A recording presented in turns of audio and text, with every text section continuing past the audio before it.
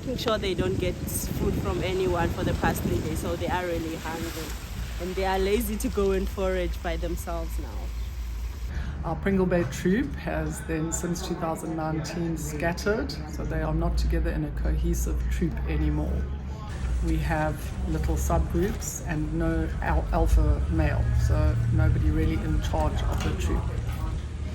There have been issues with one male baboon who likes to grab food.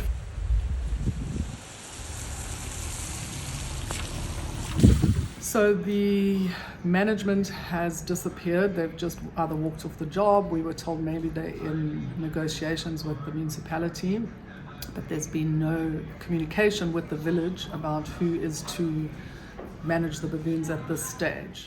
We don't have management at this stage of the baboons. We feel that we can, with a lot of patience and perseverance, we can kind of reprogram him to not come to town and look for human-derived food. Human-derived food is a huge problem with all baboons and all troops. It causes health issues for them. They should be foraging in the areas and eating the food that is from the areas that they're from. The baboon, that's a problem. That has been our strategy for the last 10 days. We put an emergency program into place. So it's a baboon information officers whose job description is to help people to and from their cars if they're carrying groceries. Also a shopping bag initiative using black bags, canvas bags that don't crackle and the baboon can't see through it, so he's not thinking that there's food in those bags. It's working extremely well. And the other strategy is to concentrate heavily on him. The buyers are on duty every day and to keep him out of the CBD of Pringle Bay. The baboon, the blue tag baboon, when he's in the tree, his favorite tree on the corner of Central and Peak Road, I think it is. Yeah. When he's in that tree, then he's on the prowl. He's looking for somebody's bag to snatch, or chocolate or chips or whatever food source is available. And you sort of see him looking, when he moves down from that tree, he's going for someone.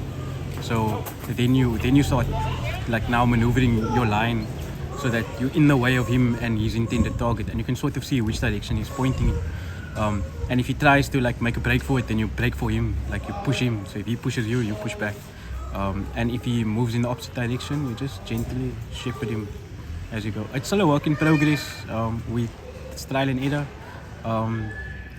Because another issue is trying to stop him from getting in that favorite tree in the first place. Because without paintball guns or bear bangers, throwing rocks or what have you, it's quite difficult to get him out of the tree. So we sort of hold the line. That's how, when we hold the line, neutral ground, you standing still, we standing still, you're not doing anything wrong, that's fine.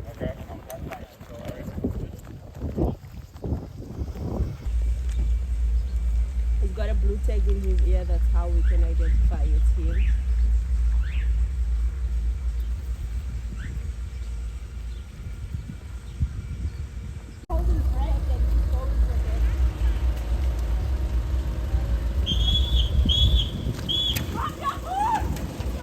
So far it's working great. We've had a few days with absolutely no food grabs, today being one of them as far as I have heard, and a few of the other days 1 grab a day, compared to 4 or 5 grabs that were happening a day. Ek het meer dit gaan oor dit is 'n groter probleem as my kindie was 'n dogtertjie en hy dalk dan ek hele fucking hele dood gedag.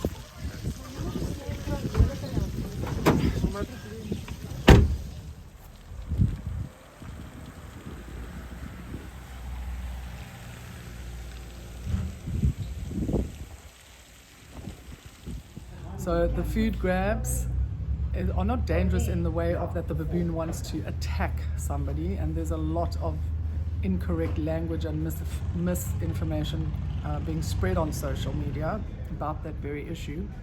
The baboon simply wants that food. Once he has seen it, he wants it, and he's going to grab it out your hand. So children walking with ice creams, people eating chips, this baboon is definitely going to run at you and try to grab that food. So it's also an education program to try to teach people that the baboon just wants the food. He doesn't want to attack you. That's the language being used.